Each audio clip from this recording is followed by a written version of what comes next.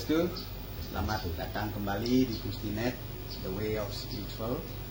Kali ini kita akan membawakan topik yang sangat hangat dan mungkin ini yang ditunggu-tunggu oleh teman-teman di Gustinet. Kali ini kita akan wawancara eksklusif dengan penekun spiritual yang tidak asing lagi bagi kalian, yaitu Jero Dayak. Nanti kita akan berbicara interview sama beliau mengenai santet. Nah, kali ini semoga video ini bermanfaat. Sebelum itu, subscribe, nyalakan loncengnya agar mendapatkan notifikasi dari video-video saya. Kali ini kita lanjutkan wawancara dengan Jero Dayak. Swastiastu. Swastiastu. Terima kasih atas kedatangannya di Gustinet. Semoga ini bisa menjadi acuan bagi kita semua, bagi penggemar Gustinet khususnya, dan bagi masyarakat pada umumnya. Banyak dari subscribe saya yang ada di Gustinet menanyakan apa itu santet. Mungkin Pak Jero bisa memaparkan sedikit santet itu apa dan bagaimana cara menanggulanginya, dan kalau ada obat tradisional untuk menangkal dari pengaruh energi negatif. Silakan Pak Jero. Kalau santet itu sebenarnya itu yang dinamakan ilmu hitam. Seperti santet itu memang barang tidak kelihatan, ada yang kelihatan. Kalau yang kelihatan itu seperti kalau semeton dari namanya Bali, mengatakan itu penglihatan, itu santet. Kalau namanya di Kalimantan itu yang dinamakan perang mayang, dodi, tulik, jengges, itu namanya ilmu hitam. Berupa apa itu santet?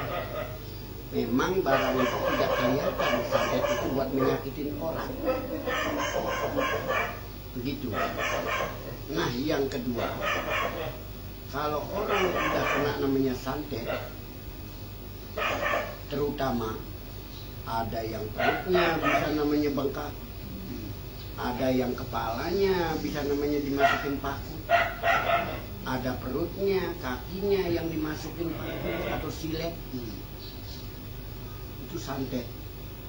Berarti ada media-media khusus yang membuat dia itu seperti ada paku, ada sambuk atau apapun itu ya. Itu media ini masukkan apa? Nah, kalau itu yang dimasukkan itu memang media dan buatan dari dia, buatan dari sang pembuat itu. Begitu. Satu, dia makanya kita itu jangan coba-coba sampai kecurian dia punya namanya putu. Kedua, kita itu jangan sampai kecurian dia punya namanya hari kelahiran. Yang ketiga, kita itu jangan sampai kecurian kita punya pusat waktu lahir. Ingat itu, bisa. Ingat.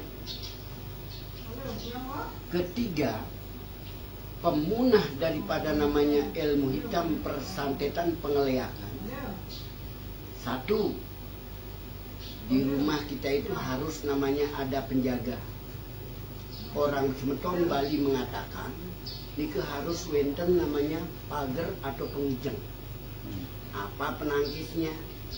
Napi penangkal. Ya. Penangkal daripada santet berfungsi ini banyak, guna manfaat dan faedahnya. Satu, daun kelor itu buat meluntur, pohon kelor. Kedua, bambu kuning. Bambu kuning itu harus ada namanya kita tanam di mana depan rumah.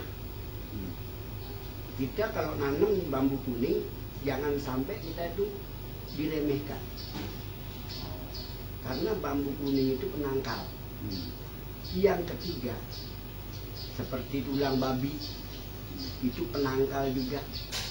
Celeng alas orang sini mengatakan babi hutan. Itu yang difungsikan, yang dicari juga sama orang. Berarti Buat penangkis. berarti alat-alat yang disebutkan oleh Pak Dayak tadi itu pun tidak sekedar untuk santet sendiri, tapi ada media-media energi negatif yang bisa ditangkal oleh misalnya bambu, celeng alasan, bisa dengan itu juga. Iya bisa, begitu. Nah di samping itu kalau mengenai pengobatannya itu kena dipakai, dipergunakan itu semua, berfungsi semua. Di antara tiga itu berfungsi semua. Berarti walaupun itu ada ritual-ritual khusus yang dimasukkan nanti dalam media itu seperti bambu, jadi tulang-tulang itu ada media. Nah di sini saya mau ke pemirsa bahwa Bapak Juru Dayak bukan beliau ini adalah penekun dan juga praktisi. Jadi Anda bisa berkenalan nantinya, nanti akan ada saya akan cantumkan nomor teleponnya. Nanti Anda bisa berdiskusi atau datang nanti ke rumah beliau bisa untuk melakukan mungkin terapi penyembuhan atau pagar nanti, atau beliau sendiri yang akan bisa datang ke rumah Anda masing-masing. Nah tadi ke Pak Jero kan ada sudah disebutkan tadi itu santet, penangkalnya. Ada nggak yang lain, misalnya obat? Ya itu kan tadi itu kan penangkalnya, agar dari pekarangan pada seluruh keluarga itu.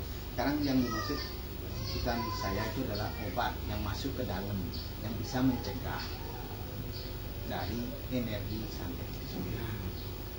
Kalau obatnya itu sebenarnya ada obatnya. Cuman obat daripada namanya ilmu hitam yang mempunyai itu orang-orang tertentu. Seperti orang yang pernah spiritual, ya, orang pedalaman yang dituakan, itu Pak Kiai, Guru Mangku, itu biasanya punya yang dituakan. Itu pun tergantung dari inner powernya sendiri. Inten. Begitu. Nah, siapa saja yang bisa terkena santet itu? Semua orang itu bisa terkena santet. Walaupun mereka itu rajin bersembahyang. Walaupun dia itu rajin bersembahyang. Tapi kalau kena dia selimpinya, kalau dia kena kena sasarannya, pasti dia kena. Berarti santet itu tidak menghitung berapa tekunnya mereka sembahyang, berapa tekunnya mereka melakukan ritual, tetap dia bisa kena tapi powernya itu melemah. Tapi yang kena santet yang akurat itu adalah orang-orang yang benar-benar melakukan tindakan kejahatan begitu. Terus ada lagi yang bisa Pak Jero paparkan, apa yang harus kita lakukan agar terhindar, bukan pokoknya kesannya tuh menghindari. Bagaimana ada kiat-kiat untuk menghindari serangan? Nah, sebenarnya kalau kita kepingin kita itu tidak terkena begitu, kita satu harus yakin dan percaya dengan adanya Sang Hyang Widiwasi. Kedua, kalau itu dikasih pagar, dikasih dikasih penyengker, cara orang sini bilang, Cilegon Bali bilang penyengker. Kalau yakin kita astungkari, tidak mungkin kita kena. Jadi pemirsa yang bisa mencegah terjadinya santet adalah keyakinan kita yang pertama, yaitu yakin kepada Tuhan, yakin kepada ide Sang Yang Widi, yakin dengan keyakinan kita, kepercayaan kita akan adanya Tuhan. Sementara bahaya dari energi santet itu bisa berkurang, walaupun tadi pemaparannya siapapun bisa kena, karena kita tidak luput dari kesalahan. Makanya kita bisa kena santet karena ada kehilapan dari kita, kan itu Pak Julia. Makanya Pak Julia bilang tadi siapapun bisa kena, karena kita itu manusia, pasti ada kesalahan atau kekurangan dari kita. Maka yang poin pertama adalah keyakinan kita. Walaupun kita ada penyentuh atau apapun, itu kekuatan dari sang pemimpin itu, tapi tetap beliau juga minta mohon kepada Yang Maha Kuasa. Iya Pak Jero, sumoping banget untuk pemaparan tentang itu, tentang santet, dan kemungkinan saya akan terus bertanya kembali. Semoga ini bermanfaat bagi keluarga besar Gustinet nantinya dan kepada masyarakat, dan bagi rekan-rekan atau teman-teman yang ingin berpartisipasi mencoba kemampuan dari praktisi pengobatan dari beliau, bisa menghubunginya nanti saya akan bubuhkan di deskripsi siapa itu Pak Jero dengan dengan nomor HP-nya. Nanti Anda bisa berhubungan dengan Pak Jero. Mungkin beliau bisa, karena beliau itu orangnya cool, super, dan mau diajak kemanapun. Yang penting dari kalian semua walaupun Pak Jero-nya bisa diajak kemana-mana, bukan berarti Pak Jero-nya harus ikut kemana-mana, tidak, kan bukan gitu maksudnya. Beliau itu bisa dihubungi, tapi jikalau beliau ada pasien, mungkin Pak Jero-nya akan menghubungi balik atau besoknya pasti dihubungi gitu. Beliau orangnya begitu yang saya ketahui, dan semoga ini bermanfaat bagi kalian semua, dan teruslah yakin akan keagungan Yang Widi, Tuhan Yang Maha Kuasa.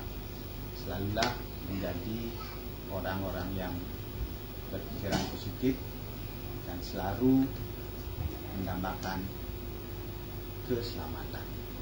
Oke, terima kasih. Sampai jumpa pada video-video selanjutnya. Om Santi.